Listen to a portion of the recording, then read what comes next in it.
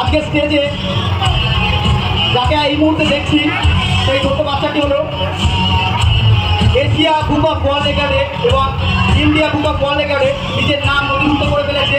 1 মিনিটে বাচ্চাটি 480টি পাস করেছে। 1 মিনিটে আমরা 1 মিনিটে জানি 60 সেকেন্ড হয়, 60 সেকেন্ড।